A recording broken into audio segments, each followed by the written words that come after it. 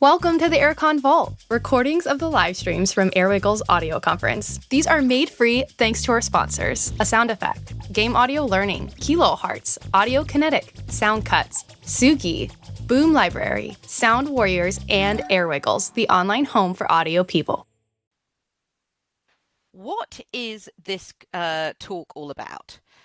This talk is specifically designed for people who work with dialogue and actors. You might not necessarily come from a directing background, and you find yourselves directing actors for voice performances, either in person in a studio or remotely. The examples are focused more on voice performances for game audio because that's my specialism. But the principles can be applied to a lot of different mediums, including animation, which I also work in as a voice director. This talk is based on my own experiences as a director and a casting director of voice and motion capture or mocap and performance capture or PCAP performances for games, as well as voice directing for animated series and films, and also directing for audio dramas and casting for audio dramas. To start with, I want to share with you one particular experience with an actor, which I'm going to come back to a few times in this talk. Some years ago, I worked on a game with an actor who I'm going to call June because we are currently in June, despite the best efforts of the British weather. I'm based in the UK. June was a very experienced theatre and screen actor and voiceover artist, and they'd been cast as a player character in a combat game. The VO, or the dialogue script, was primarily high-energy barks, which for those of you who don't know are short, punchy lines. And there was also a lot of combat emotes or fighting exertions, punches, kicks, being hurt, etc. And there were also a few cutscenes with a bit more linear dialogue. June's character was a badass warrior with a grudge who preferred to fight first and ask questions a lot later, if at all. June had been cast by a casting director after 2 rounds of auditions. One was a self-tape, which they'd recorded themselves, and one was in person, where they were directed in the studio. June had received some of the script in advance, and they'd been given all the relevant information about their character, plus an overview of the game. Now, by the time we started recording June's character, we'd already recorded 3 other player characters, so I was pretty confident that I had a handle on how to structure the session. You know, which sections we needed to record first, how fast we needed to go in order to record everything we needed, and exactly what every actor needed to do in order to give a great performance. We'd scheduled 4 recording sessions of 4 hours each for June's character, so that's 16 hours of recording in total. At the start of the first session, I introduced myself to June. I asked them how they were, and we talked about the game. We talked about their character, and we discussed their character's role in the game. I played June their audition and highlighted what we really liked about it and the aspects that we really wanted to bring into their character. And then we started recording. About 10 minutes after we started recording, into a 4-hour session, I realized that the approach I had planned wasn't going to work. I was going to have to come up with an entirely new approach for June's sessions. Although they were an experienced actor, June had never done any acting for video games, and they'd never even played games before. And despite the fact that we'd sent them a lot of info about the game in advance, and we'd discussed their character at the start of the session, and that we'd played them their auditions for reference, and they'd had 2 rounds of auditions, despite all of that, they really struggled to hit and maintain the energy required for the dialogue, particularly the barks, which made up the majority of the dialogue for their character. When they did find the right energy level, they would just seem to unable to get variety of in their reads. They couldn't vary the melody at all. So their reads either had the right energy, but every take and even every line sounded exactly the same, or there was variety between the takes and the lines, but the energy wasn't there. They sounded far too quiet and really flat. June also found it really challenging to maintain their character, so their reads were quite inconsistent. Some of them sounded like the badass warrior their character was, but some of them just sounded like them, June.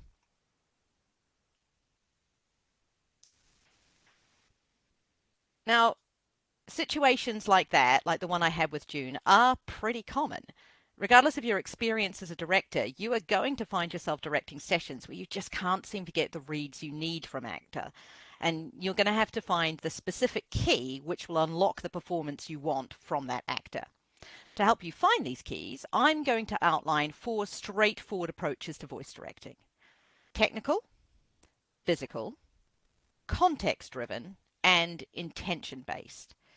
And I believe that using these approaches and a combination of these approaches will allow you to work collaboratively with your actors and capture compelling performances. And we're going to see how these approaches work with a real-life actor whom I've recorded in advance, which is useful. Over the course of the talk, I'll also touch on how to adapt your directing approach for remote directing, working with extreme VO in sessions, so that's shouting and screaming and other things, and through June, working with actors who are new to game performance. Most importantly, and ultimately, we're going to delve into how to get past line reads, otherwise known as the Just Say It Like This school of directing. More on this later. A bit about me. I'm a freelance voice and performance director, casting director, and dialogue producer. I'm originally from Aotearoa, which is New Zealand. I've been based in the UK for many years, and I work with studios and actors all across the world. I work both as a freelancer and under my own company, Sounds Wild. I've worked on over 50 game titles as a director and casting director, everything from AAAs to micro indies, including Call of Duty Modern Warfare 2, Valorant, the Call of the Wild series. I'm currently working on The Quiet Things with Silverscript Games, which Alex Jones did a talk about on yesterday, I think. And I also worked on Baldur's Gate 3, which I worked on for almost 4 years doing as a freelance voice and performance director and doing additional casting. As well as games, I'm also a voice and casting director for animated series, including Shasha and Milo, which is a animated series that came out on Pop UK and has been on other channels around the world. And I also work on audio dramas and podcasts, all of which keeps me extremely busy. So, before we dive into the nitty-gritty, let's get a bit of context and see some voice and performance acting in action. All of these clips are taken from games and animated series that I've recently directed.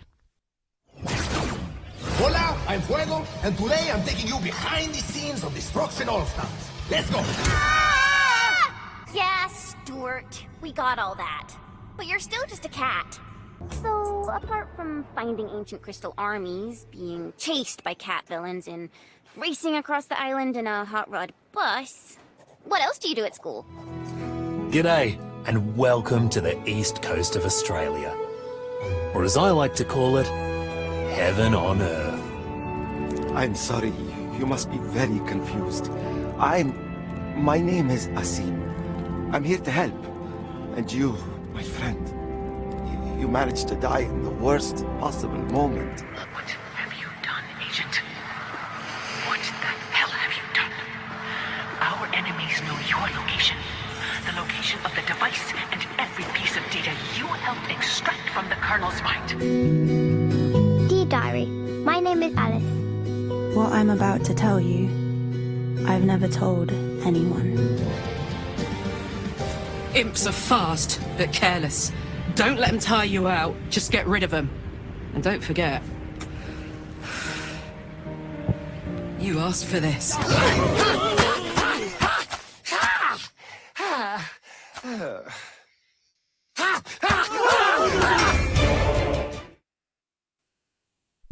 Hi everyone.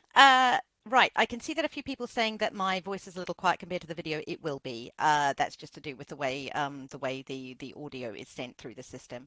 But hopefully, as long as you can hear me very clearly, this isn't a audio talk about. I'm not going to be talking demonstrating on audio principles. So hopefully that will still work for everybody. But yes, you probably are going to hear me slightly quietly. Okay, so going on to our main goal as voice directors. I believe, what are the main aims for performance direction in games or animation or any medium? What are we actually striving for as directors? Well, I believe the main goal for any voice or performance direction should be believability. We're aiming to capture truthful, believable performances. You want the player to believe the actor, as the character, is living the world of the game or animated series or film or whatever your dramatic project is. You want the actor to react as the characters would as they experience the different environments, relationships, and scenarios. In the process of capturing performances, the director acts as the translator, the conduit between the people who created that world, whether it's the developers or the animation production team, and the actor. It's not about controlling the actor's performance, do it this way, do it that way. It's about giving actors the information and tools they need to make the most natural performance choices for the character or characters they are portraying. In order to do this, you need very clear communication. Given that our main goal is believable, truthful performances, as a director, you need to know how to communicate with actors on a level they understand and using language they understand.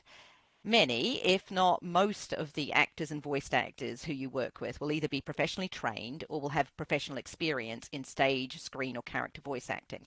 But many may not have any knowledge of games or even animation. And even if they do, and even if they already have game or animation acting experience, particularly when it comes to games, they're likely not to have any or very little idea of how games are made and what game dev lingo means. There can be a tendency for game devs to assume that actors are familiar with widely used game terminology, particularly terminology that we use around game dialogue and character terminology. Cinematics, NPCs, barks, automated dialogue, assets, RPG. Some actors are game players, some actors do play games, but a lot of them aren't. And especially if you're working with an actor who's new to voice acting, having a lot of jargon thrown at them will make them very confused and probably quite uncomfortable and tense, and this will be reflected in their performances. Even animation can use a lot of jargon that actors may be unfamiliar with.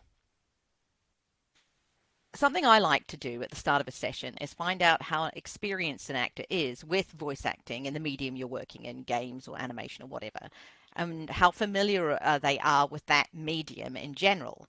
And knowing this will give you something that you can base your communications on.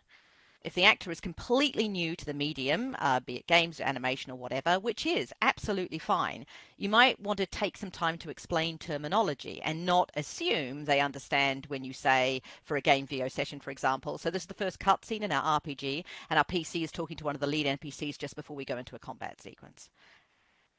I'd also recommend framing requests and feedback using terminology an actor can relate to. So instead of saying that performance was good or bad, identifying it as being more or less truthful, which will resonate with an actor. If you need an actor to sound louder because they're going to be in a noisy environment, or you need them to sound like they're calling out to someone, you can ask them, instead of going be louder, you could ask them to project or pitch up, and that's something that an actor will understand. In my experience, miscommunication with actors leads to actors not understanding direction, which results in a performance that the director isn't happy with. And then if that's repeated enough times, the actors don't understand, the director's not happy, the end result is often that the director will get frustrated and will rely on one of these approaches. The let's just do one more approach, which is when you just ask for another take without giving the actor any direction or redirection, or line reads. So, what's a line read? What do I mean by a line read? A line read, for those who are unfamiliar with the term, is when a director says a line to an actor and asks them to repeat it exactly. This is also known as the just say it like this approach. For example, if the line that you have in the script is, "Why didn't you tell me?" With a line read approach, as the director, I might say to the actor, "So say it like this. Why didn't you tell me?" and expect them to perform it exactly how I've said it, rising intonation and everything. Now, line reads are unfortunately pretty common in all industries that use VO, including games, including animation, at all levels of directing, everybody from beginning directors to very experienced ones. So, Kirsty, you might be saying, what's so bad about line reads if it's a widely used technique? In my opinion, line reads are problematic and ineffective because they remove the actor's agency. You're removing the choices that the actor would have made as the character. It's mimicking. You're asking them to mimic your voice, not acting. You're telling the actor to do it the way you would do it. But you, the director, you're not playing this role. You're not the one bringing the character to life. Your actor has presumably been cast because they have the voice and skills to believably portray that character. And creating and speaking as a character takes both skill and work. The actors made decisions about how their character might react in a given situation based on the information in the script and the context and direction that you, the director, have provided. They've thought about their character's accent, their physicality, the quality of their voice, their pace, their personality. By asking an actor to just mimic your voice in the performance of a line, you're essentially asking them to forget all their carefully considered choices and perform it the way you hear it in your head. But you are not this character. If you were the very best fit for this character, if you truly were, then it should be you behind the mic.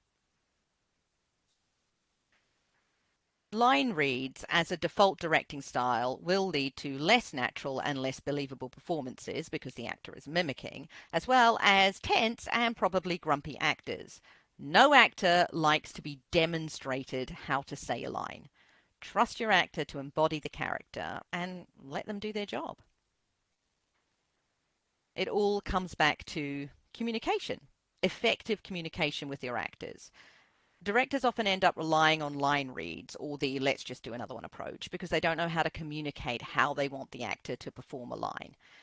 With June, I realized pretty quickly that while I thought I was being very clear about what I wanted from them, it wasn't being reflected in their performance. The direction I was giving them wasn't landing for some reason. I wasn't getting through to them in a way that they could understand and apply. So I needed to change how I communicated with them. So, how do you avoid line reads? Well, by utilizing one of these 4 approaches to communicate your direction to actors on a level they can understand. 3 of these approaches, the first 3, are illustrated by short videos of me directing actor Edwin Flay. And I should say that these short clips have been designed to specifically demonstrate these techniques, and they're just snapshots of the recording process, the VO recording process, and my approach to directing. Let's start with the first approach, which is technical.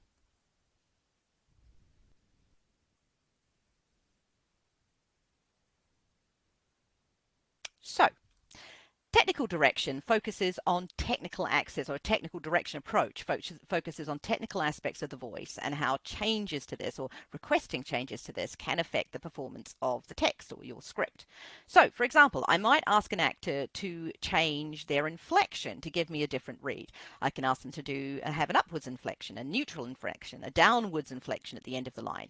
Or I could rephrase that as saying, can you give that line a more definite ending, or can you put a full stop or a period at the end of the line? You can also use emphasis, asking them to emphasize words. I prefer to use the term lift rather than emphasize because I find that using emphasize sometimes makes actors land really heavily on a word. There's also accent. You can play around with different accents. There's vocal quality. You can ask an actor to make it more raspy or husky, more nasal or denasal, which is kind of that block nose sound. Pauses can be really effective. Using punctuation and pauses or asking actors to take a beat can really change how a line works. Some directors use musical terms as a shorthand to describe the overall style of read they want. So you can ask for something to be staccato or legato, more separated or more measured. Obviously, that depends on how familiar your actor is with musical terms. Asking an actor to change their pitch, pace, or volume on certain words or lines can also be effective and give you a different style of read. I would recommend experimenting with using more expressive words rather than fast and slow. You can find that if you can find the sort of a more expressive words can unlock the style that you're going for an actor without it sounding too prescriptive. So if you ask for more energy from a read, you'll often find an actor will go faster. If you ask them for a calmer read, then they'll often slow it down. If you ask them for a more deliberate read, often you'll find that it's clearer, you get more clarity and more articulation. I find that technical direction can be a really good place to start if you know you need something different from a read, but you're really not sure what or not sure how to express it. Giving an actor a simple direction like this line can be pacier or you can take a proper beat at the comma can often unlock a different read of the line. For example, If I feel a line is a little performed and needs to sound more natural, sometimes I ask the actor to ignore the punctuation, tell them like ignore all the full stops, ignore the commas, whatever's there, just blow through the line and pause wherever you feel will be natural. And often that way you get a much more natural flow of the line.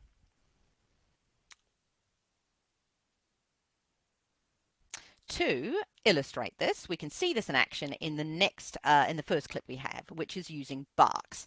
The lines in the next video are taken from a fun platformer game, which is aimed at families, and actor Edwin Flay is voicing the part of the player's guide, who is a slightly neurotic robot. Please ignore the fact that it says context driven on the video. I forgot to remove that from the video when I was editing. Your response times are surprisingly quick. Are you sure you're not a robot?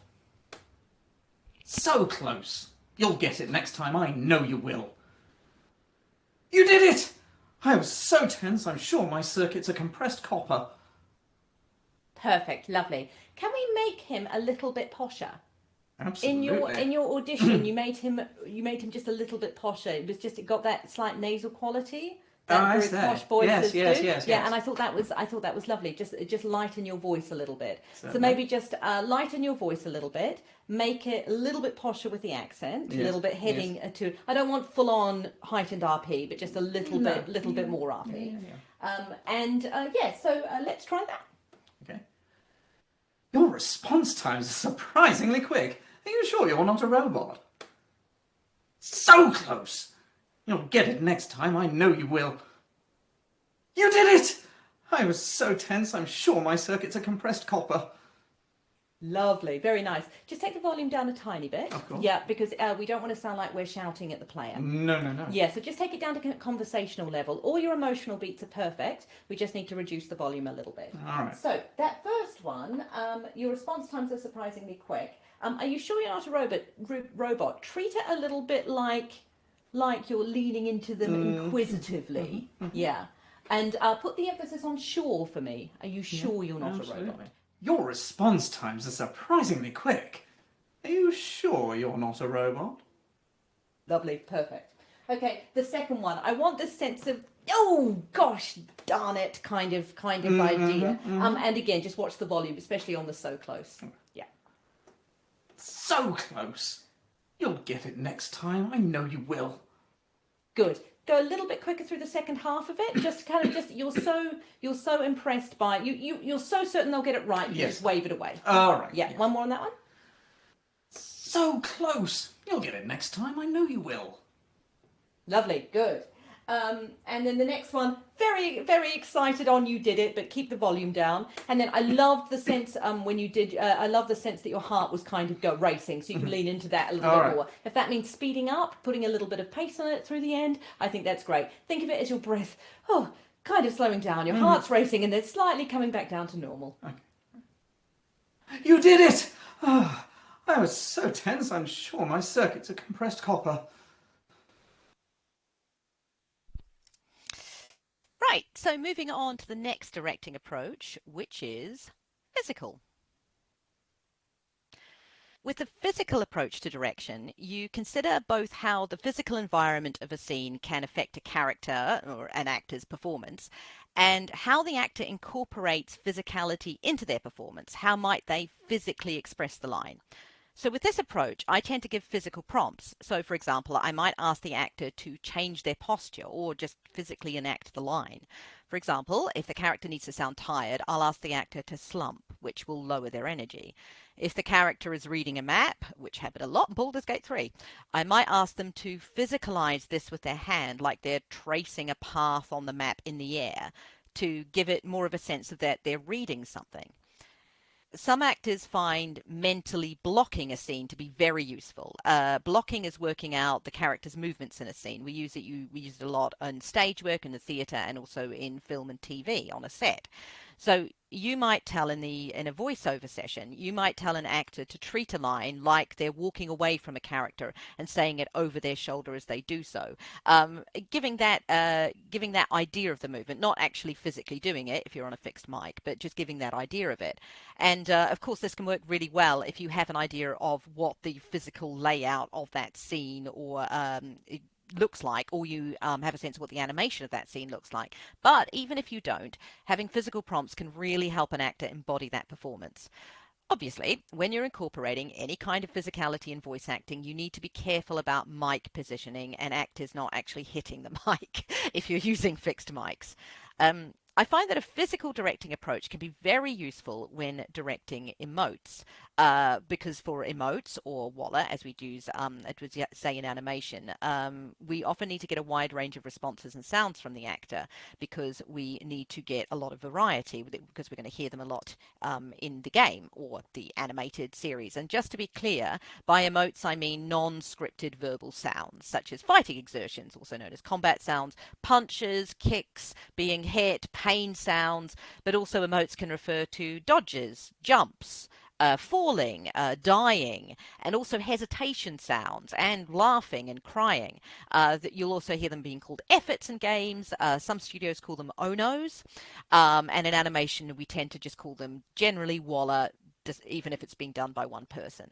And yeah, like I said, we often need a lot of different variations of these kind of emotes or walla, because we're going to use them in lots of different places in the game. So we want lots of sounds of them, so your player or audience don't get don't get bored by hearing the same emote or walla over and over again.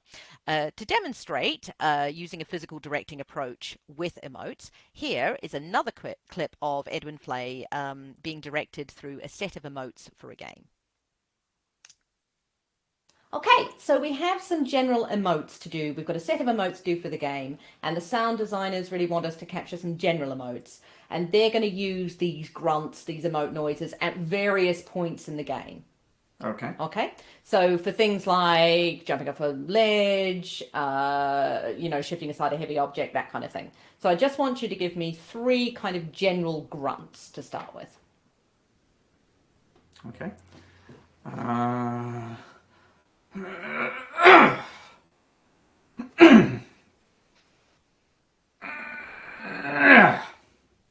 Great. Okay, let's give those a little bit more context. This time I want you, like you're pushing aside a heavy door. Don't make them much longer than the ones you just did. They don't have to be too long, but you're like pushing aside a heavy door. You're relatively strong, so it's not going to take you. It's an effort, but it's not a big drawn out effort. Let's have another 3.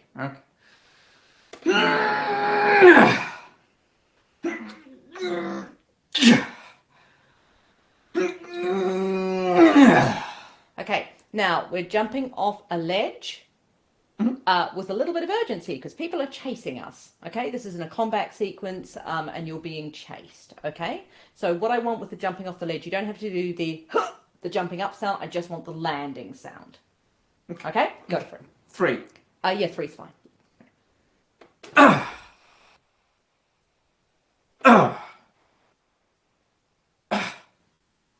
Lovely.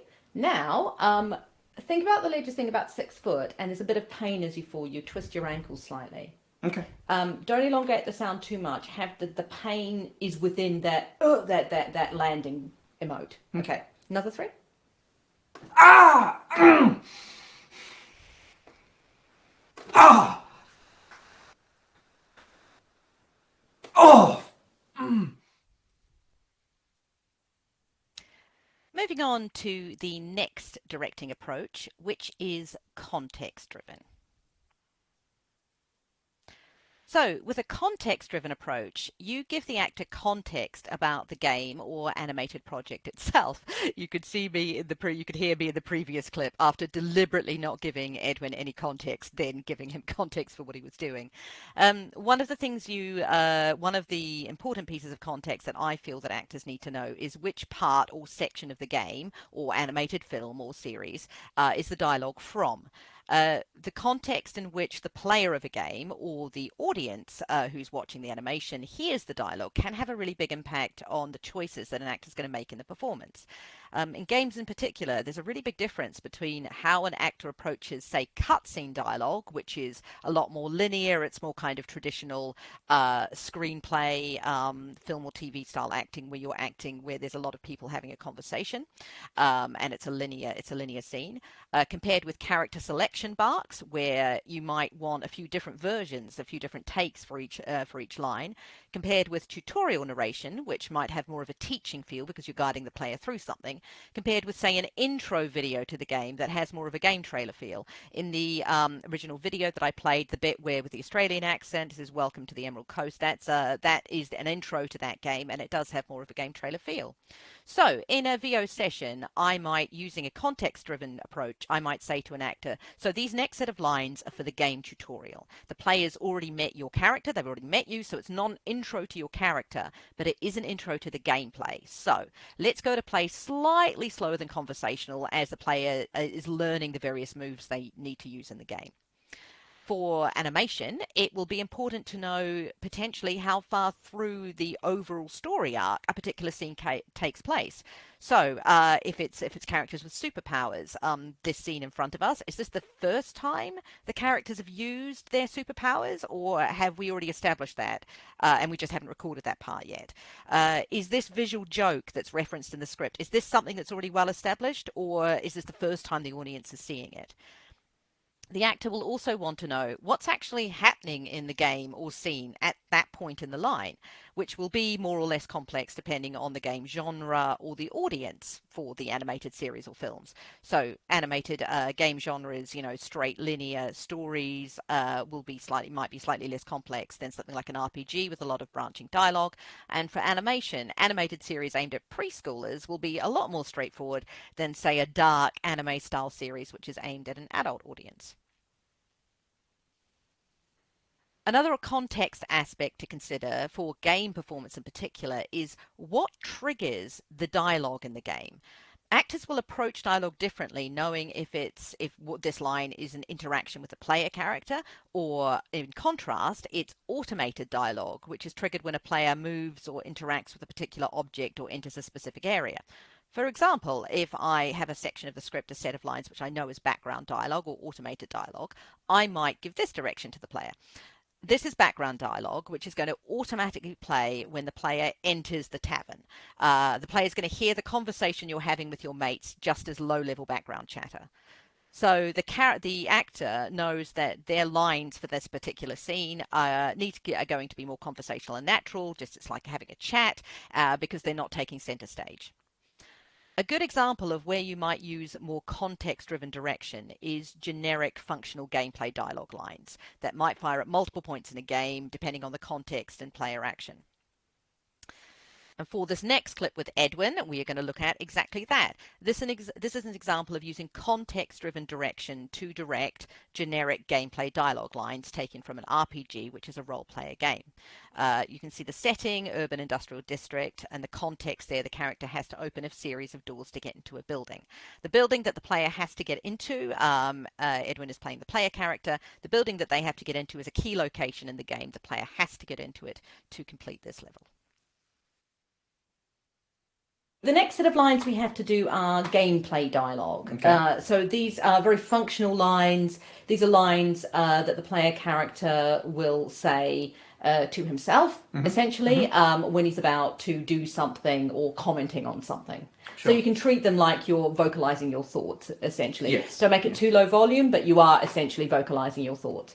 And these ones that we have to do to start with are about basically every time you come across a locked door, which is going to happen quite a bit in the game. Sure. So if you can just give me one take of each of these lines, just with a beat in between. All right. Okay, go for it. Locked or blocked? I'll be going this way. Oh, can't get through here. Maybe try the other side. Okay, I'll need to find another way in. Come on, where is it? Good, lovely. Okay, now consider this.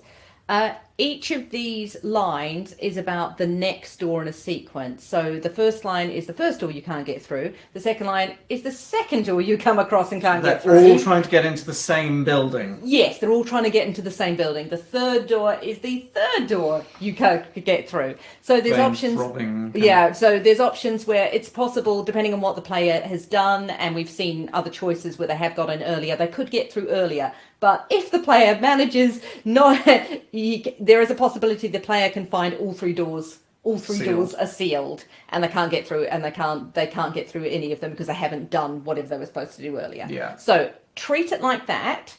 Each time is another door that you can't get through, and give that a go. Give me one more of those. All right. Locked or blocked? Only going in this way. Can't get through here. Maybe try the other side. Okay, I'll need to find another way in. I'm on! Where is it?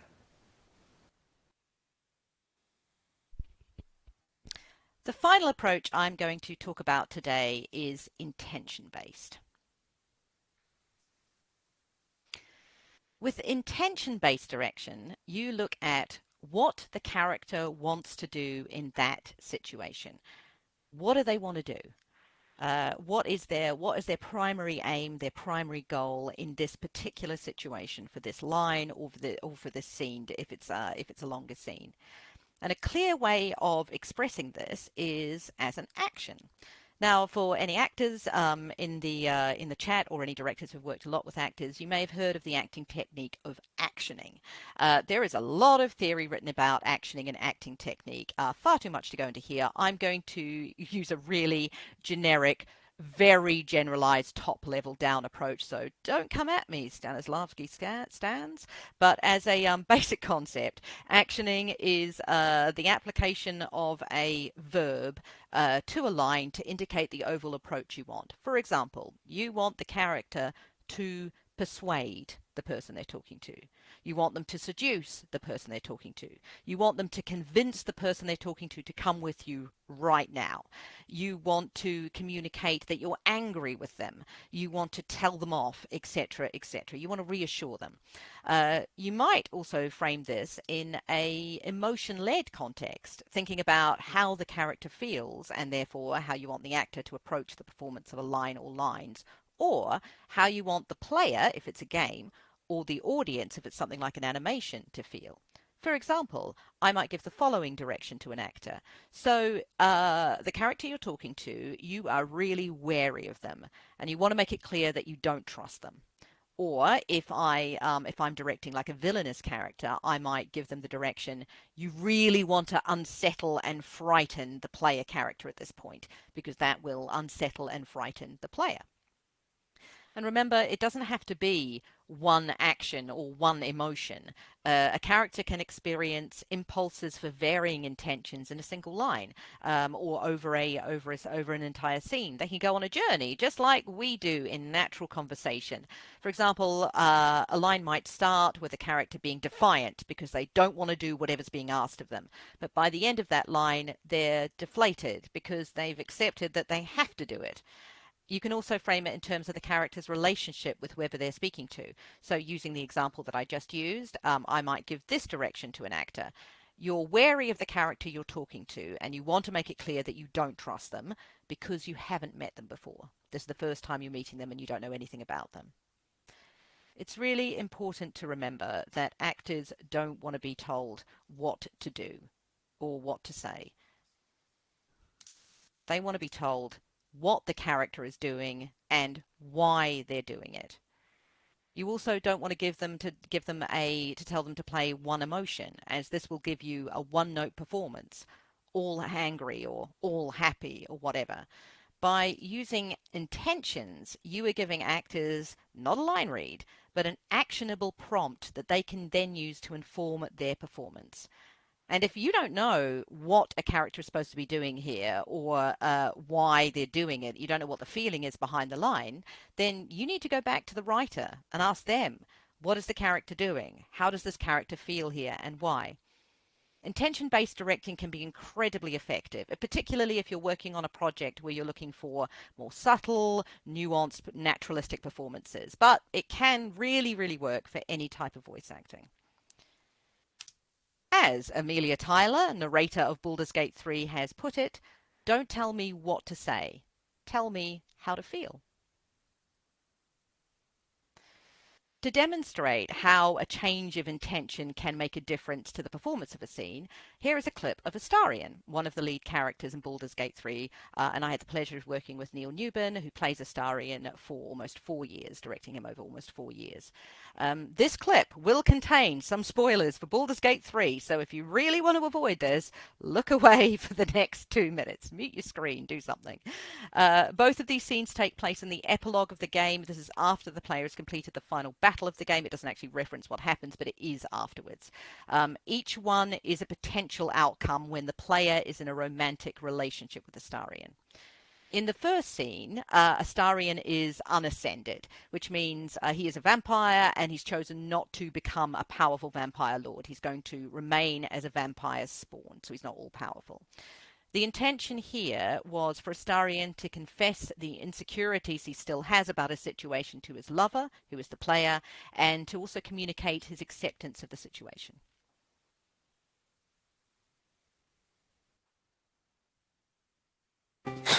It feels ridiculous to still be thinking about Cazador. He's gone. I'm here. I won. I still keep reliving everything that happened, playing it over and over in my mind. So am I. Fun as all that power would have been, this feels more me. Right, so that's the first scene. In the second scene, Astarion has ascended. He's gone through a ritual to become a powerful vampire lord. And you can see this is the same situation. It's still in the epilogue. The player is still in a romantic relationship with Astarion.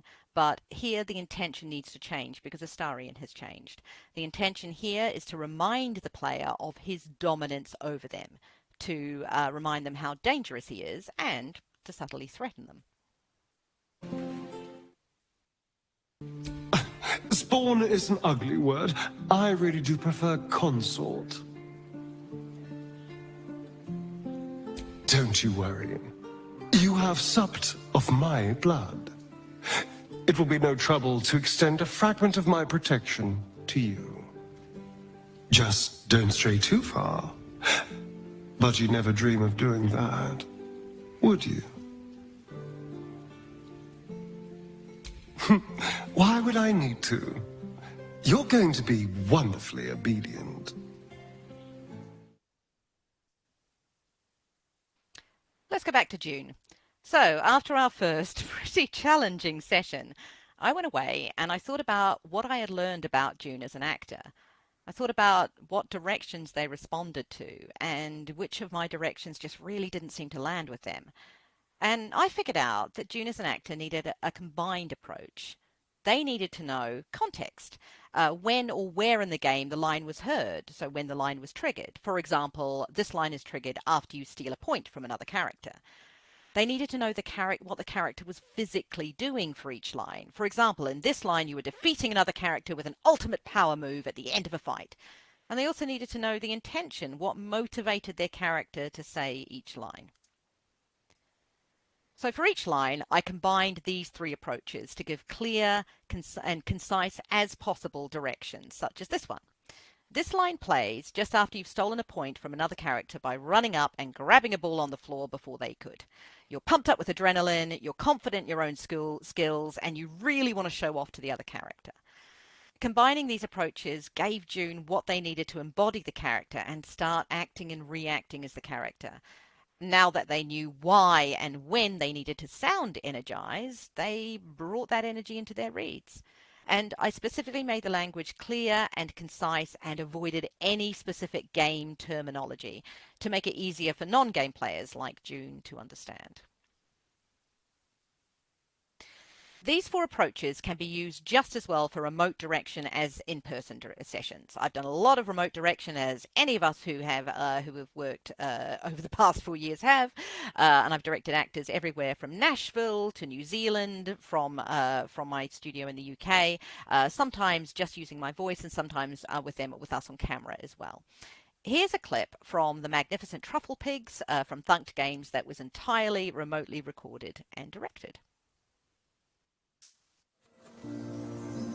Hey, I forgot to ask, is your detector working okay? I think so. Why? Oh, it's my old one. The battery can be a bit temperamental. Your old one? You mean I've got your cast off? Yeah, afraid so.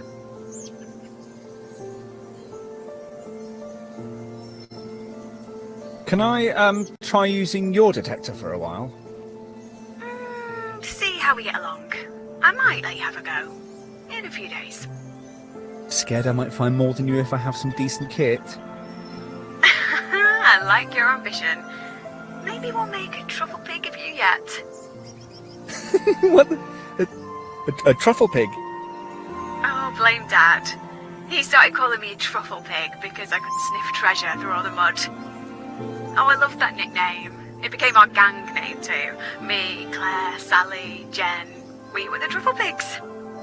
Our detectors too. That's Truffle Pig 1 you're holding. You named your metal detector Truffle Pig? Oh, no, hold on. I'm beeping. What? Did you find something else? Ah, this false alarm. It was my crazy person detector going off because it overheard you calling your detector Truffle Pig. Oh, funny. Anyway, you already knew I was crazy. I think that's why you agreed to come here. Lured to an isolated farm by a crazy woman. And only one of them will leave. I'm sure one of the Truffle Pig t-shirts Dad had made for us is still in my attic. I should dig it out. I hope you're not expecting me to be seen in one of those. No, I think you're safe on that count. So, a few tips for remote direction. Spend 10 to 15 minutes getting to know the actor and answer any questions they have about the game and their character. It's really hard to create rapport over a video chat, and it's even harder when it's audio only. Many dialogue recording sessions are calculated using a defined metric, like you need to hit a certain amount of word count per hour or line count per hour, or you might need to record a certain amount of episodes in the time you have if it's animation. But I really, really encourage you to build in time at the top of your session to allow the actor to get to know you and for them to get comfortable with their performances. The more relaxed and supported an actor feels, the better their performance will be. If you're comfortable with it, I recommend using video if possible, at least at the start of the session, so the actor can see you, because it will help you develop rapport, and it's much easier to create. However, it's entirely possible to create rapport just using audio. I've done it many times. You just really have to listen to what your actor needs and try and make them feel as comfortable as possible. If they're using a home studio, if you're recording actors who are in a home studio, make sure that they're very clear about their responsibilities as an engineer as well as an actor, and build in contingency time to cover the unexpected. Always do the studio check up front to check audio quality and check that the actor is comfortable with recording to the specs you need. So if you need 48 kilohertz, 24-bit mono WAV, make sure whatever system they're using can do that, and make sure that they're comfortable using whatever remote connection tool you need, whether that's Source Connect or IPTTL or Zoom or CleanFeed or whatever you're using. Actors are not generally sound engineers, and there may be issues and they may take a bit of time to troubleshoot it, so always allow time for this. Also allow time to explore what directing techniques work for your actor, because that will massively help you find flow easier. It'll make it much easier to do that. Some actors prefer to do one take of a line, then notes. Others want to do multiple takes and direct their own kind of self-correct as they go, and then do notes at the end. For scenes with conversation between characters, many actors find it helpful to play off someone else. if you've already got feed lines that you've recorded from other actors, and you can play them in, that can be really, really helpful. Or you could read in the lines yourself. I've done both. It's important to note that some actors don't like this, but it's nice to be able to give them the option. Or you might even consider recording actors together for scenes where they're together. For the Truffle Pigs clip you just saw, we recorded both actors remotely in their own home studios at the same time. We used clean feed, and it was myself as the director, and I was also recording on my end. The sound designer was present, and the writer, who was also the designer, was all there, and we all connected on multi-track with clean feed, which was really good because I can record everybody's individually. I also had the actors record at their end, so we had their version and we had the clean feed version as backup, and it worked really well because Truffle Pigs is quite a linear game. It's quite a linear story, and most of the scenes are the two characters of Adam, of the two characters together speaking together. So it worked to have that kind of flow. The character of Adam was also played by an actor who'd never done video games before, so it put him in much more of a comfort zone playing across another actor as well. I just want to because it's an aspect of voice acting that can have an immediate and detrimental effect on an actor's voice and on your session if you direct it in an unsafe way. So, extreme VO is any kind of material which will involve vocal stress for your actor. This includes screaming and shouting, projected lines, grunts and efforts. That's fighting combat emotes, but things like pushing aside furniture and things like that. Creature sounds, zombie noises, monster sounds, and extreme laughing and crying. Extreme laughing can actually be as vocally stressful on an actor's vocal folds as shouting. Crying asks an actor to put themselves into a state of physical distress. In order, if you want something to sound realistic, they have to realistically feel it. They have to embody that emotion, and that takes a toll on an actor's body as well as their voice and their mental and emotional well-being. So, directing extreme VO. If your session includes any extreme VO, you need to make your actor's voice your top priority. These are a few tips to allow for a safer, smoother session when you're directing extreme VO. Don't start with screaming. It seems really obvious, but it's worth saying. Don't start with the most vocally stressful material. Your actor runs the risk of losing their voice right at the top, and that will be it for your session. If you have a small amount of extreme VO material, say a few lines, you might want to leave it until the very end of a session. If you have a decent chunk, I suggest spacing it out through the session, putting it before breaks, so that your actor doesn't have a large lump of it to do at the end. If they've got 20 minutes of shouting to do at the end, they are likely to lose their voice. Take regular breaks, at least hourly, and then as required. Check in with your actor regularly and pay close attention to their vocal quality. If they start to sound strained, stop, take a break, and never push beyond your actor's limits. Work to their limits. If they're obviously uncomfortable, don't make them do another take. It only takes one unsupported scream to damage an actor's vocal folds and stop a session. Just one scream, and that might be it. That will cost you studio time if you have to stop the session. You have to reschedule. There will be delays, re-records, and potentially you might need to recast if your actor's voice is more seriously damaged. An actor can take 72 hours to recover from something. They can take 3 weeks or even months to recover from one scream. In summary. So, if you're not getting the performance you need from your actor, if you're frustrated, if you don't know what's going on, you just you can't, you've tried, before you reach for that line read, stop and ask yourself, could I use another directing approach to get the performance I want? What technical changes could I ask the actor to make? What physicality do I want to hear in their voice? What context can I potentially give them that might inform their performance? What do I want this character to do? And how do I want them to feel? It's always important to remember that there's no one way to direct. There is only the way that it is the most effective to get the performances that work for the actor, the director, and ultimately the game or project itself. I personally use a combination of techniques, including combining the approaches I've outlined in this talk, as you've seen with my example with June. Sometimes I apply a little more active direction, other times a lot less. It really depends what works for the project, the actor, the circumstances. my ultimate goal, aside from avoiding line reads, is to get the actor into a state of flow where they can fully embody the character, because that's when you can create really special performances. But that is an entire other talk. So thank you so much for watching. I really appreciate everybody who's attended. I hope you found it useful. For more about me and my work as a voice and performance director and casting director, this is my website, soundswild.com. You can find me on Twitter and Instagram as soundswild. Huge thanks to Edwin Flay for his time and patience. You can find him and about his acting work at edwinflay.com. He's a very experienced screen and stage actor, and he's at Edwin Flay on Twitter or Edwin_Flay on Instagram.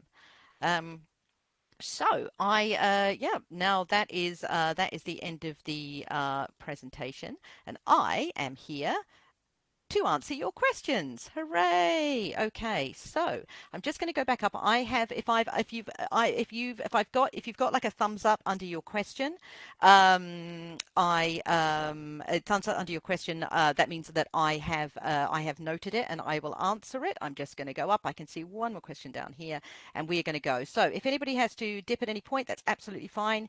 We have, I'll probably give it about sort of 15 minutes, 20 minutes to answer questions. So please put them down, but we are going to go from the top. Okay, so do you recommend, this is from Ulysses, do you recommend doing acting or directing courses to learn more about working with actors?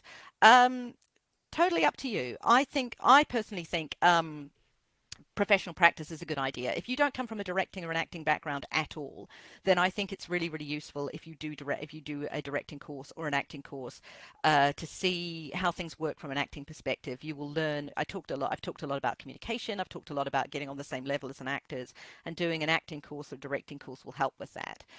So yeah, I do recommend it if it's something that you want to go into, if you want to improve as a director.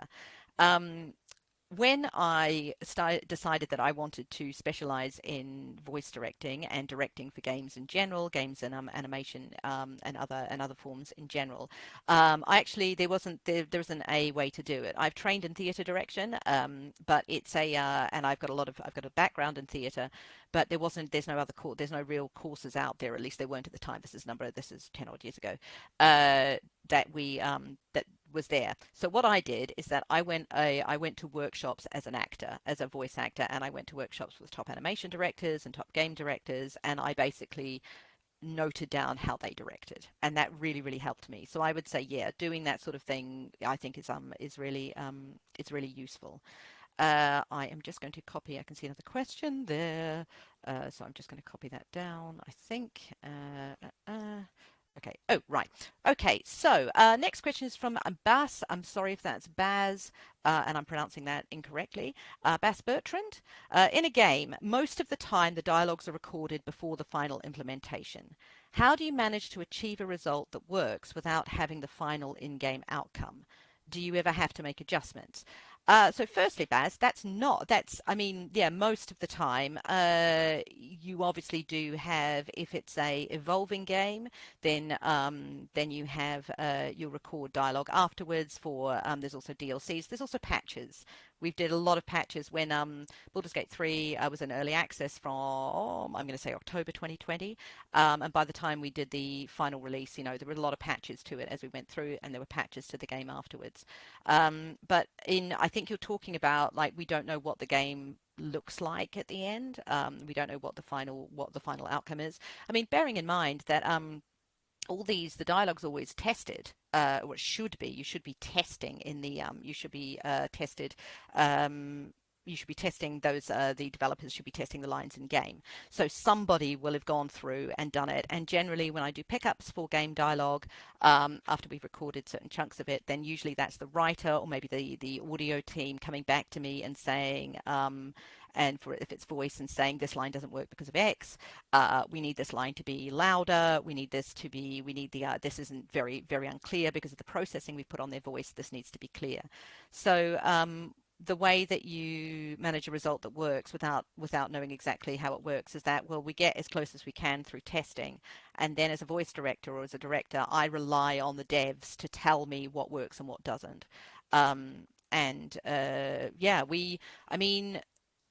I mean, it's difficult because as a voice director for games, you're only one part of a very small part of a very big project. It's unlike being a director for, say, theatre or film and TV when you are in charge of the whole thing. So I prepare myself as much as I can. I learn as much about the game as I can. I read all the materials. I ask for materials. So I have the best knowledge of a game that I can possibly get, and use that to go forward. But bear in mind, some things are just not going to, you don't have all the information. Some things are just not going to work. There are definitely games that I've worked on where I've seen a line that I've directed and I'm like, oh no, that should have been done differently. But I know I did the best at the time with the information I had, and things change. There's been plenty of games I've worked on where I've recorded a line in a situation and the devs have decided to use that line somewhere completely different, and it sounds a bit weird because our intention was based around the original situation. That's out of your hands. You just do the best you can. So, how often do you record this from Ulysses again? How often do you record backup line takes for all sessions? Conversely, is the first take good enough most of the time? Ha! How long is a piece of string, Ulysses? I mean, as a general rule, is the first take good enough? Well, sometimes the first take is exactly what you want. I am a big fan of getting backup takes. But that depends on the line. If I know it's something like barks or remotes, then I would generally get multiple versions of a line because I know that those lines were going to be heard multiple times in a game, and I know that the devs will want that. I have done sessions where we were really pushed for time. We have just done one and done, so one take and done. They're stressful. I don't recommend it. I would recommend generally if you're building in. Somebody asked about like numbers of line, like recording. I mean, if you budget in somewhere between, say, 600 to 800 words an hour, that's a good kind of number to kind of work with for sort of gameplay dialogue. For barks, you might go slightly faster for barks because they're faster. You might go slightly slower. So that is wild dialogue. It's not dubbed. It's not to time. It's not synced in any kind of way. And for that sort of place, you can usually do 2 or 3 takes of a line with an experienced director, and maybe more. For games with more challenging content, you might go slower and budget kind of 500 words per line. I do know companies who do 350 words per line, but it's probably, they have a lot of money and they can afford that. It really depends on what your game does. But I always, if possible, I will always do at least 2 takes and get 2 different takes, because aside from the fact that the first take might not be exactly what you're looking for, you don't know what's going, you might listen back to it, or your audio editing team might, or dialogue editing team might listen back to it and there's a funny click in it they can't get rid of, or the actor, there's rustle that you couldn't hear when you were directing, but it's definitely there when they listen to it when editing. So technically and performance-wise, it's always a good idea to get a backup. Any director who says the first line is always the best one is, I mean, they've got their own, that I guess, but that's not my experience as an experienced director. Sometimes it is the best, sometimes it is great, but that's not always the case. And sometimes the performance might be great, but technically you can't use the line. If you're working with home studios, always get backups, because my God, the amount of times I have worked with actors recording who have just forgotten to record stuff, or things are dropped out, especially if you're doing it over Zoom or what have you. Safety, as well as backups. I'd say if you're working from a home studio, always get them to record at their end and you record at your end as well. So you are belt and braces the whole thing. So I did a audio drama for Audible, which I was co-produced, did some directing on, but also did all the sound engineering and sound design for it. And we had an entire day where the actor just forgot to press record. Fortunately, I was recording through Clean Feed and I recorded everything as a backup. So we could still keep it. But yeah, lesson learned. Right. Did I work with Neil Newbin in Baldur's Gate 3? If so, did I cast or work with him? What was the thought process of choosing him for Astarion? I can't answer that because I didn't cast Neil. I did work with him. I directed Neil for almost 4 years. We worked a lot together on Astarion, including on the scene that I played, and a lot of other stuff, but I didn't cast him. So unfortunately, I can't respond to that. I can't answer that question. That's something you could probably ask Neil. He's probably talked about it somewhere. How much time do you usually allocate for recording sessions? This is from Jakub.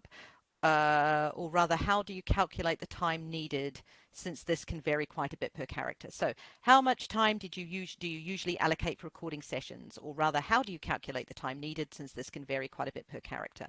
So I've just given you a couple of ideas in terms of times, in terms of words per hour. We generally do it on a word or a line count for characters. So it's yeah, we do it, so you don't do it by the character, you do it by the lines and number of word counts. This is going to be up to you as an experienced director as well. I would say 600 to 800 words an hour is, if you're experienced, is a good idea. If you're less experienced or the material might be quite challenging, you might want to do less. If you are starting directing for your game, or you're starting directing, then I would see how, and you're completely new to it, then make it easy for yourself the first time. Choose something that's relatively straightforward and see how long it takes you to get through the script, how much script you can get through in an hour. Do a test session. Use your mates. Yeah. Probably mates of their actors, I would say. Right. This is from Giovanni. Apologies if I spelt that, if I pronounced that wrong. What were the main difficulties you faced directing actors during the pandemic?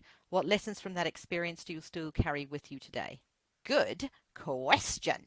Okay.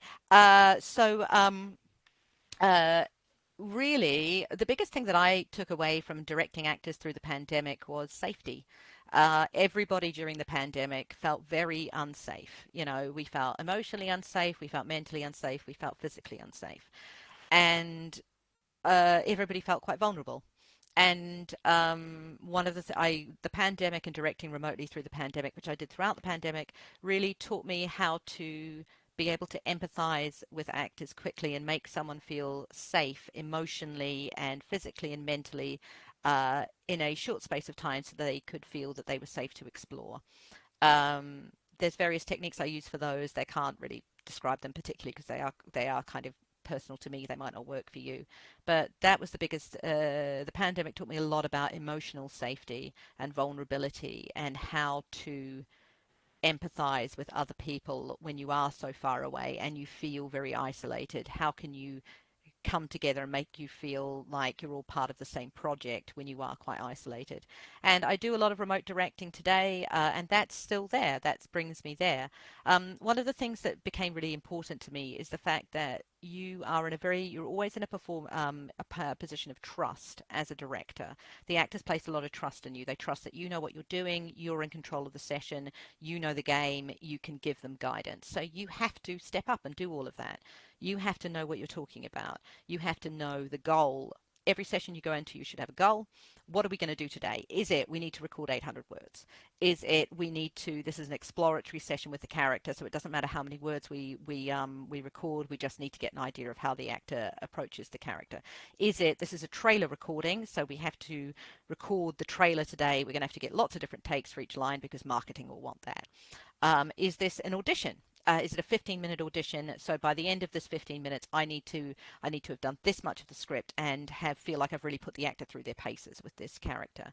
You have to know what the goal is. You have to be able to manage the timings. You have to be able to manage whatever clients are on the line. You have to set the rules of engagement. How are you going to talk to the actor? How is the actor going to respond? You have to figure out the ways, the approaches that work for the actor. You have to do all of that. So yeah, that definitely gave me that. Also, be prepared for the unexpected. Remote working showed me, everything I talked about home studios before, what I do with the, knowing, just allowing time for things to go wrong, essentially, because it's remote working. Realizing that actors are not sound engineers, and you need to allow for that. It made my communications to actors a lot better, I think. Right. This question is from Lewis Ball. Do actors generally know what motivates them best, and do they ever share that with you? Sometimes. So the more that I work, experienced actors will often say, I will often give experienced actors, I will always say to an actor, how do you want to work? Do you want to do one take then notes? Do you want to do 3 takes in a row, A, B, C, and then notes? How do you like to take breaks?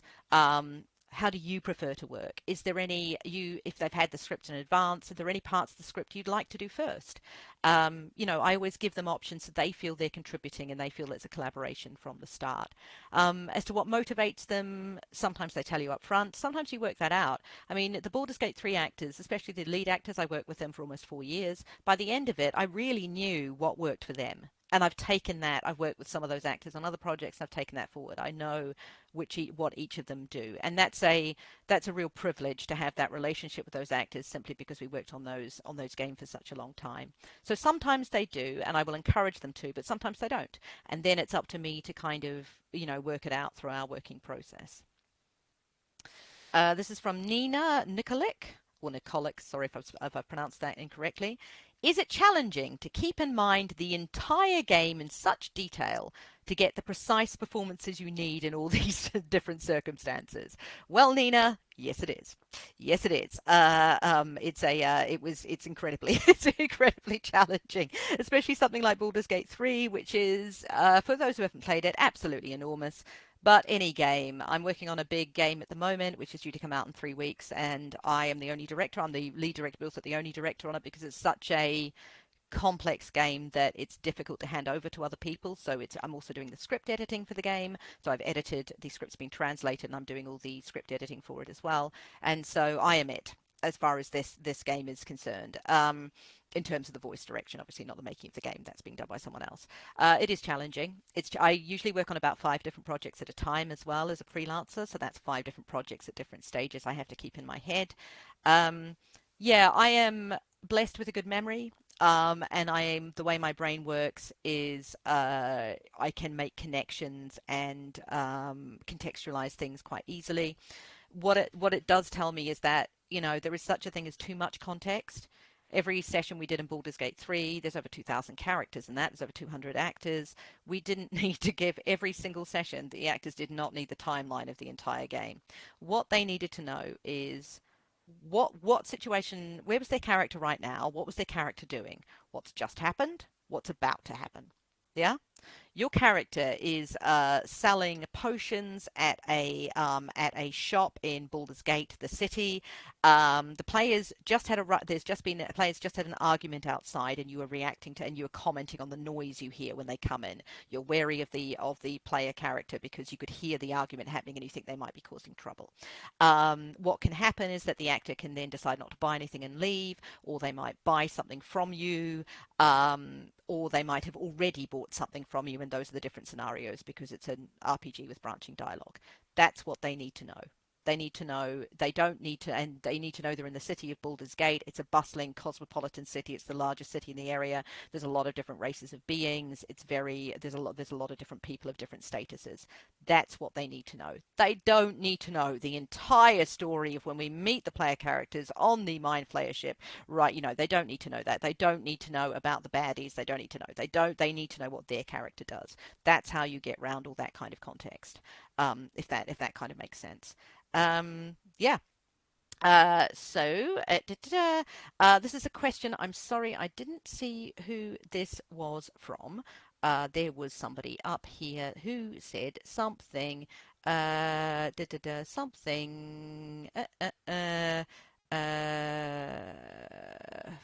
Oh, right. This is from Alexandra.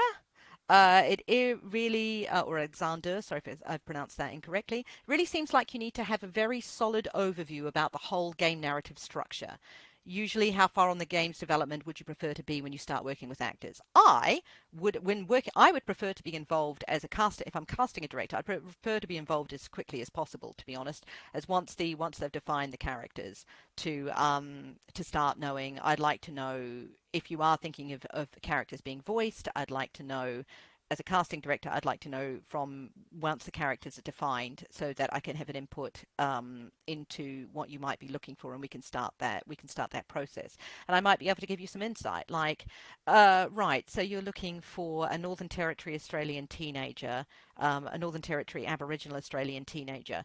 Right. Well, we're not going to be able to find that in the UK or the US, so we'll have to go to Australia for that. Is that okay? Is that in budget? Is that something that you're prepared to do? And have those kind of conversations about, accents, ethnicities, culture, authenticity, so I can tell them, what may or may not be possible within their budget. As a director, yeah, I mean, ideally, I would have a very solid overview about the whole game narrative structure, but often I don't. If it's a very big game, like very big RPG games over 4 years, like the narrative structure might not be finished by the time we start recording. I have to go with what I want. Sorry, I have to go with what I have and what I'm given. I prefer, it's really once they're in a position of having finalized writing, script, that's when I'd like to be working with the actors, but not at the point when you're starting script, because that would be a waste of time if they then re-record it. But I'd rather not have, I mean, it's depending on the game. Like, if it's a smaller game, then maybe the entire game's written before you start recording. That's fine. If it's a larger game, then I would say, if it's in chapters, then you might start recording VO after the first chapter. But really, that's, again, how long is a piece of string? I would rather not get involved right at the end before implementation, which is when a lot of developers do it. Oh, crap, we have to add VO, because that leaves no real room for any changes. Yeah. Right, okay, right. Oh, this is from Ulysses again. Is there an average amount of time you've noticed for performing extreme VO, and how long a break should be? I mean, good standard is 5 minutes at the top of any hour, or 5 to 10 minutes at the top of any hour if you're doing extreme VO. No, the average amount of time for performing massively depends on what the material is and how experienced the actor is at performing extreme VO. There are actors out there who are trained in it and can do it for longer than actors who are not. Massively depends on it. What I would say is that if you know there is extreme VO, then right at the top of the session, before we'd started, I will ask the actor if they've warmed up. They should have. Any actors in there, please warm up before a session anyway. But if they haven't, then I might even, if I know there's going to be a lot of extreme VO there, I might even say, great, we'll take 5 minutes now to warm up.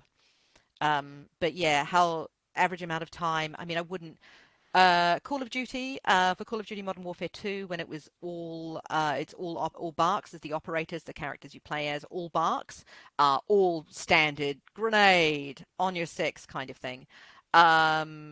We took that very, very carefully. We took breaks kind of every 20 minutes. At times, depending on how the actor worked on it. But everything we were doing was all projected at 2 different levels, projected and very projected. So you have to be very, very careful about that. Right. Who is there? Is Blood. Scrolling down, scrolling down, scrolling down, scrolling down. Oh, how do you check? This is from Maxim. How do you check how many words you have recorded? Right. So, script tracker. Write in what your script in for games that often games will be in an Excel spreadsheet, and you can build in tools like a tracking system, so you can track how many words you've done. That is something you would have to code into Excel. There's definitely ways to do it, but that would be the best way. I generally, when I'm recording, mark off every line. If I don't have a tracker, mark off every line I've recorded, and get an approximate idea. So if a line is approximately 10 lines long, and I need to do 800 lines an hour, and I've done 80 lines in the hour, then I'm doing okay. That kind of thing. It is an approximation. Right. So, moving on. Do I have a favorite, most memorable session?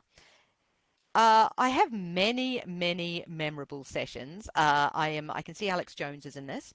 That's from Lewis Ball. So, I don't know, and not how to not to traumatize. The most memorable sessions I've done are actually the ones with the hardest material. There is a scene in Baldur's Gate 3 where, spoiler, stop listening if you don't want to hear it. There's a scene in Baldur's Gate 3 where if you play as Karlach and you romance Astarion, and then Karlach decides to allow her heart to destroy her, to burn herself up.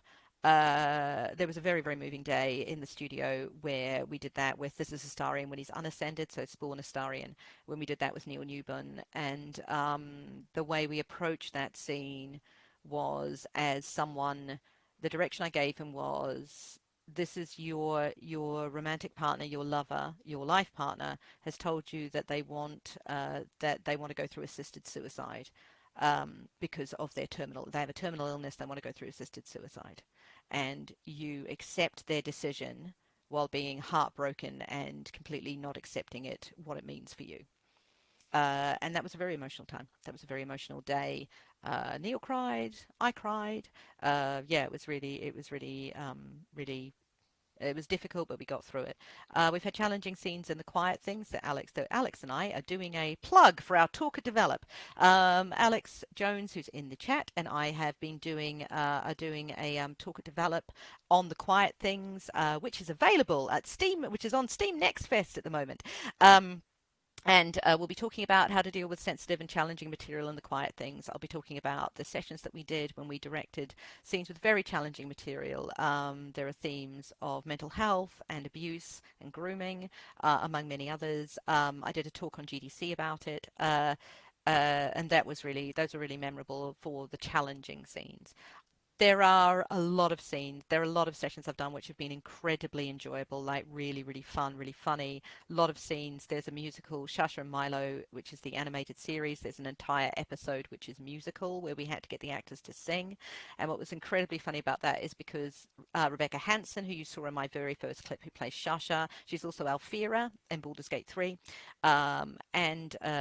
She's a great singer. She's great, but her character Shasha is a terrible singer, and the funniest thing is just watching Rebecca really go for the scenes where Shasha's really going for it and is absolutely appalling, and that was amazing. And also getting our actor who plays Milo, Ashton Frank, to play to sing, because he's got a great voice, and that was really great to get him to sing. That was really, really fun. I like musical episodes. There's a question, when recording for shows where the time is limited, this is from Axum again, how do you set the pacing tempo of a line?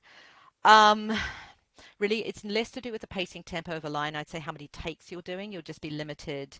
Hang on, for shows where the time is limited. Oh, do you mean I think you mean like doing it to time, like it's going to be time sync. I mean, I've stopwatched it. Essentially, we do a take. If I'm working with an engineer in a studio, I'll ask them to give me the time. Then they can just look at whatever they're using, Reaper, Pro Tools, whatever, and they'll say that's 7 seconds or whatever. If I'm doing it myself, if I'm directing remotely, then I'll time it and just get a rough time and go, right, well, that was at 8 seconds. We need to fit it into 6, so that's got to be faster. So yeah, it's just kind of doing a rough estimate of the pacing and then go from there. Right.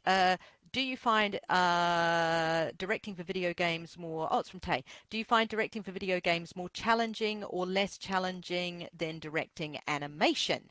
No, they're just different. Directing for video games is just different. They've got different approaches. Animation, particularly animated series for kids, tend to be a lot more about the humor. I'm looking for laughs. So everything is about funny. There are moving scenes as well, but a lot of it is played for laughs. So it's just a slightly different approach. I'm looking for bigger pivots, bigger shifts. It's slightly more heightened at times. It's just funnier. I'm looking for funny. With games, a lot of the games I direct are very serious. But I'm just looking for a lot of the games. I'm looking for much more naturalistic, much more grounded performances. Ordinary people in extraordinary situations is how I describe a lot of game actors, and that's what I'm looking for. You're an ordinary person. You just happen to be in an extraordinary situation. You're a lizard piloting a spaceship, but you're still a person. There's a couple of, I think, we're going to go right. Oh, God, there's so many more questions. So this is from Alexander. Are there any useful props to have in the VO studio besides water? Did you use anything like, say, ice to help the actors acting? No. Not like ice or anything like that. I think that's quite, I wouldn't bring any kind of more fluids in there.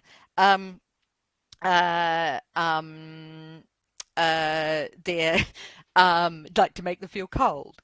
Yeah, sorry. No, I wouldn't. Or food. Like, I have had people, like, if you are going to bring props, like, I want them to sound like they're eating a biscuit. I actually have done that, but I've always got to take for safety where they're not actually doing it. Frankly, introducing anything else into an audio environment, you are potentially introducing, like, other elements that you won't be able to get rid of.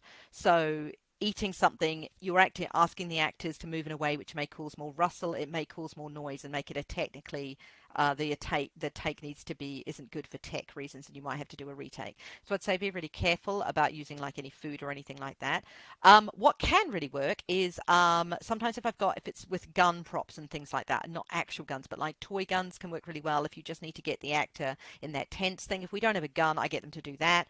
I definitely have got actors to if they're talking on the phone, there is a difference the way you talk on your phone. I've often got their actors to stick their phone on airplane mode and actually talk into their phone. Make sure the microphone's in front of them if they're on a fixed mic, and talk into their phone. That works really, really nicely. So yes, you can do that. And if you are struggling to get a read from an actor and it is something where you feel like a prop might help, then great, go and do it. Just always remember your mic proximity. So make sure that it's going to work technically as well as it works for your performance. I think, yeah, life advice, no extra fluids in booth. Don't do it. Don't do it. Things will go wrong. Things will get spilled. My God, actors, chaos. Not all actors, lots of actors. You are very welcome, everybody. I think that is it. We're going to wrap up because I am at the end of my almost 90 minutes. Thank you so much. I am on, I'm on Twitter, etc. You can come and find me. Thanks so much for attending. I hope you found it useful. Definitely don't bring real guns to acting. Yeah, but toy guns, fine. Other mics, I really am going to have to go. Final question. What other type of mics there besides fixed ones? Body mics, radio mics, head mics. You can see people using head mics. A lot of studios use those. Yeah, hashtag not all actors. Thank you, everybody. Thank you so much for coming. Thank you so much. Please go out and enjoy the rest of AirCon24. Airwiggles is a fantastic program.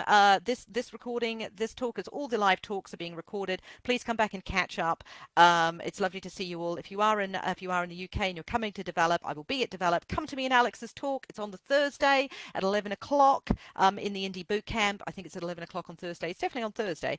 Thanks very much, everybody. Come and say hi if you're at Develop. Yeah, if you're an actor and you're interested in my workshops, I advertise them on my website. I'm doing 2 workshops with the Help Academy coming up soon called Be a Better Self-Director, about directing yourself as an actor, and Versatility, playing lots of different characters and games. I've got a workshop coming up in Brighton on the 6th and the 7th with Randall Ryan. That is me. Thank you so much. Have a lovely rest of your day, everybody, and bye.